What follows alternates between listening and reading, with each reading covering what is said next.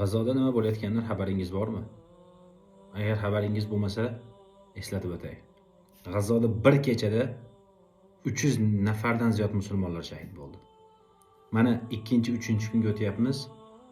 Shahid bo'layotgan musulmonlar soni 800 nafarga yaqinlashdi.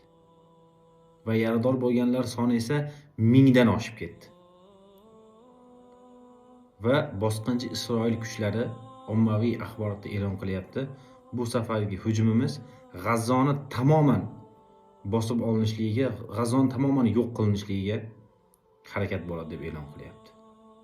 Bu vaqtda musulmonlar nima qilyapti? Islom ummati nima qilyapti? Arablar nima qilyapti? Ajamlar, musulmonlar nima qilyapti? Hasbunalloh va ni'mal vakil. Va mana bu shahid bo'layotgan 700-800 ta shahidlarning aksarlari yosh go'daklar. Yoshlari 5 yashar bo'lgan, 7 yashar bo'lgan, 8 yashar bo'lgan yosh go'daklar va ayol kishilar. Endi bir tasavvur qilib ko'ring. Siz turar joyingizda, qishlog'ingizda, shaharingizda, mahallangizda bir kunda o'zida yoki 2 kunda o'zida 700 ta odam o'lishini tasavvur qilib ko'ryapsizmi?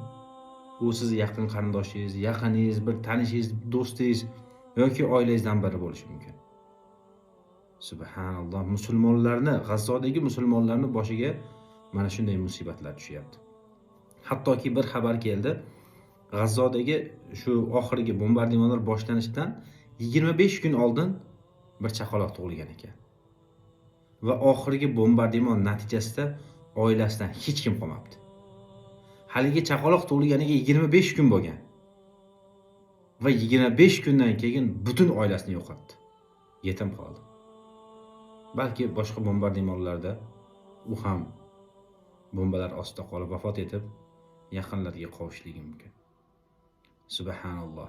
Va shuningdek, bosqinchi yahud kuchlari shu kunlarda G'azodagi musulmonlarga samolyotlarda varaqlar, qog'ozlar yozilgan, xat yozilgan, maktub yozilgan qog'ozlar tashiyapti. Qog'ozlarda nima yozilgan? Qog'ozlarda biz G'azoni egallaymiz, sizlar chiqib ketinglar. Amerika ham, Yevropa ham bizni dastaklaydi sizlarga qarshi. Hattoki arablar ham bizga bo'ysunadi.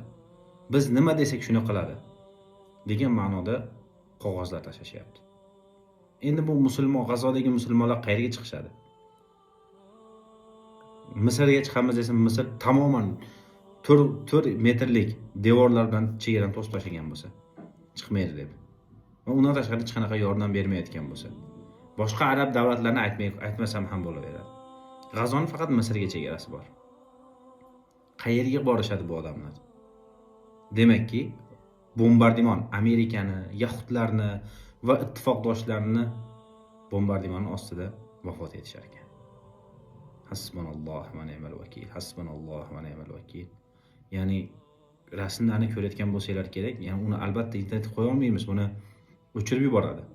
Yosh chaqaloqlar, yosh go'daklarning jasadlari. Hattoki shu oxirgi bombardimonlar sababli bir nechta yosh go'daklar kasalxonada bombardimon sababli yarador bo'lgan va yarador bo'lgan joyini kesishlikka to'g'ri kelgan. Va hech qanday tibbiy narsalarsiz kesilgan oyoqlari, ba'zilarining qo'llari. Subhanalloh, tasavvur qilib ko'ryapsizlarmi? Hasbunalloh va ni'mal vakil. Va hattoki u yerda yoqilg'i bo'lmaganligi sababli, tez yordam bo'lmagani sababli odamlarni, musulmonlarni otlarda, ot aravalarida tashyapti kasalxonalarga. Va kasalxonalarda yordam yetarsizligi sababli qancha odam shahid bo'lib ketyapti ekan. Subhanalloh. Bizlar ham Muray Qalblar xayriya fondi olarak mana bu narsaga qattiq bel bog'laganmiz. G'azzodagi bo'lsin yoki butun dunyodagi mazlumlarga yordam berishlikka. Mana Ramazon oyining oxirgi 9 kunligida turibmiz. Mana oxirgi 10 kunligiga kirdik. Va ushbu oy, muborak Ramazon oyi gunohlardan pok holatda chiqiladigan, gunohlar kechiriladigan oy va jahannamdan ozod bo'linadigan oy. Bu kunda Laylatul Qadr bor. Biz musulmonlar G'azzodagi ahlimizga qattiq duolar qilishimiz kerak mana bu oyda va shuningdek ushbu oyda molimiz bilan balki jahannamdan qutulib qolishligimiz mumkin. mag'firat qilinib jannatlarga ismlarimiz yozishligi mumkin. Bizlar ham xayriya fondi o'laroq shu oxirgi 10 kunlik ichida G'azzodagi musulmonlarga katta bir mablag' yordam yuborishlikni niyat qildik va albatta mana bu narsaga avvalo Alloh taoloning fazli bilan, so'ngra ihsonkor aka-uka, opa-singillarimizni ihsonlar bilan yuboramiz. Molimiz oz demanglar. Sizni ozgina yuborgan mablag'ingiz ham bir g'azzolikni xursand qilishligiga, g'azzolikni qorni to'yishiga sababchi bo'ladigan mol bo'lishi mumkin va undan tashqari katta boy akalarimiz, boy pullari bor birodarlarimiz bor. Ular ham befarq bo'lmasligi kerak. Ushbu oxirgi kunlikda foydalanib qolishligi kerak. Inshaalloh bizlar ham shu oxirgi kunlikda katta mablag'larni G'azzo ahliga yetkazamiz va ularni ozgina bo'lsa ham dardlarni yengillatishlikka harakat qilamiz. Befarq bo'lmanglar. Shu ekranda chiqqan bizni aloqa manzillarimiz, shu aloqa manzillarimizga chiqsanglar, inshaalloh sizlarga mablag' yuborishlik uchun hisob raqamlarimizni beramiz. Alloh taolo G'azzodagi ahlimizga ofiyat bersin, nusrat bersin, najot bersin. Ushbu mazlum birodarlarga befarq bo'lmanglar.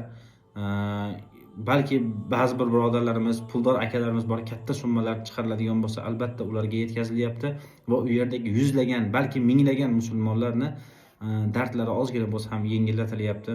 Alloh taolo sizlardan, bizlardan rozi bo'lsin. Alloh taolo mana bu oxirgi 10 kunlikda jahannamdan forig' bo'lgan holatda, Alloh taolo mag'firat qilgan holatda va jannatlarga ismlarimiz yozilgan holatda chiqishligimizni nasib aylagan bo'lsin. Alloh taolo G'azzodagi mazlumlarga, musulmonlarga ofiyat va najot bersin va G'azzoni bombardimon qilayotgan zolimlarga Alloh taolo o'zi kifoya qilsin. Assalomu alaykum va rahmatullohi va barakatuh.